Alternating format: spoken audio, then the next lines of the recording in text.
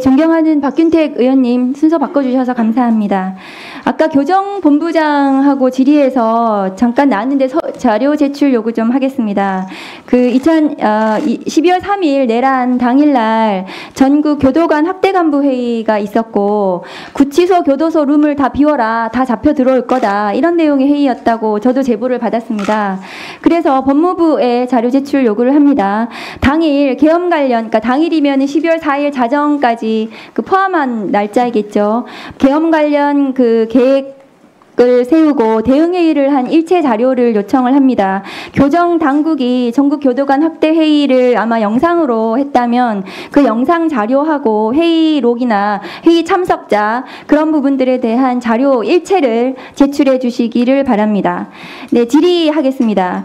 우선 지금 각 수사기관이 너무 서로 윤석열 내란 수계를 잡겠다고 수사를 하고 있어서 제가 좀 당황스럽습니다. 화면 좀 올려주세요.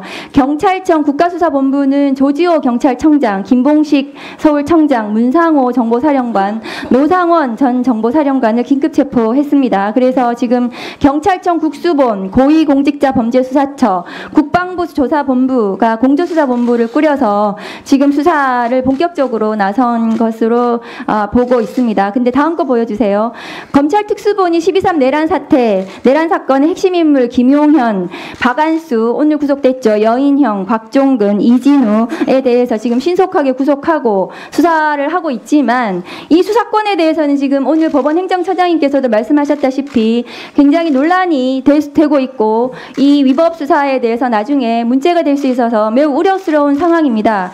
공수처장님, 지난 8일 날 검찰과 경찰의 내란 사건 이첩을 요구하셨고 지금 경찰 국수본이 이첩을 했습니다. 맞습니까? 네. 근데 일부 사건 이첩 네, 일부 이첩 받으셨는데 지금 검찰은 이첩 안 하겠다고, 다음 거 보여주세요. 요구를 거부했는데 오늘 또 언론 보도 보니까 이첩을 검토하고 있다고 언론 보도는 나왔습니다. 그런데 공수처법 24조에 따르면 이첩 요구에 응하여야 한다고 되어 있는 건 맞습니까? 네, 맞습니다. 강행 규정이고 의무 조항입니다. 네, 검찰이 지금 이첩 안 하고 있는 것은 강행 규정 위반으로 문제가 될 수 있습니다.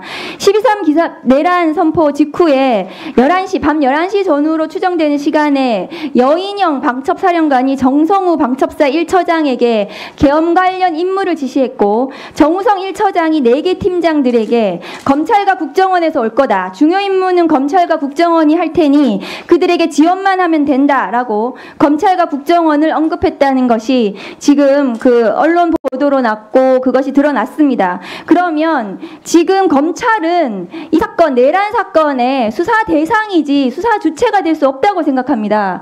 이 검찰이 이 내란 사태 당시에 어떤 식으로 이 대통령 혹은 대통령실과 공모했는지, 이 계엄사령부하고 공모했는지 부분에 대해서 나중에 수사로 다 밝혀져야 된다고 생각합니다. 왜냐하면은 이것은 당연히 검찰과 뭔가 공모가 있었기 때문에 검찰이 올 거다. 대검의 포렌식 센터가 선관위의 서버를 포렌식 할 거라는 것이 서로 간에 어쨌든 공모가 있었던 것으로 추정이 되는 거 아니겠습니까? 그럼 내란 사건의 공조 세력입니다. 법무부 차관님, 네. 검찰청법 4조 2항에 따르면 게다가 검사는 자신이 수사 개시한 범죄에 대해서는 공소 제기할 수 없다고 검찰청법 4조 2항에 되어 있습니다. 네. 그 조정 알고 계시죠? 네, 그렇습니다. 그러면은 이 특수본에서 김용현 등등 수사하고 있는데 이거 기소를 하게 되면 특수본의 기소가 검찰청법 4조 2항 위반이 될 수 있습니다. 수사를 개시한 검사가 기소를 한 것으로 해석될 여지가 있기 때문에, 그러니까 지금은 이 검찰의 수사는 수사 자체도 위법성이 있고 나중에 기소를 하더라도 검찰청법 위반 소지가 있습니다. 그래서 검찰은 이 사건에서 손을 떼야 됩니다. 다음 거 보여주세요. 피의자 윤석열은 4년 전 법무부에서 제가 감찰할 때 감찰 조사를 저렇게 거부했습니다. 대면 감찰을 계속 거부했고 방문 조사를 하러 간 검사들을 다 돌려보내서 쫓아보냈어요. 그리고 방문 조사 요구서를 다 갑자기 대검찰청에 있는 어떤 검사가 법무부에 쫓아와가지고 던져놓고 갔어요. 원래 피의자 당시에 총장, 검찰총장, 감찰 대상자는 성실하게 감찰 조사를 받아야 합니다. 그럼에도 불구하고 감찰을 불응했고 그 감찰 불응도 비의 사실에 들어가 있습니다. 당시에 법무부 징계 당시에. 그런데 지금 내란숙의 윤석열의 공조본부 혹은 검찰의 조사 출석 요구에 대해서도 지금 불응하고 있는데요. 공수처장님, 형사소송법 200조의 1항에 따르면 피의자의 출석 요구에 불응한 경우에 체포영장을 하도록 되어 있지만 출석 요구에 불응할 우려가 있는 경우에도 체포영장을 할 수 있습니다. 그런데 오늘 공조본부가 피의자 윤석열에 대해서 출석 요구서를 어제부터 계속 갖다 주려고 했는데 거부하고 오늘은 또 반송됐다고 합니다. 맞습니까?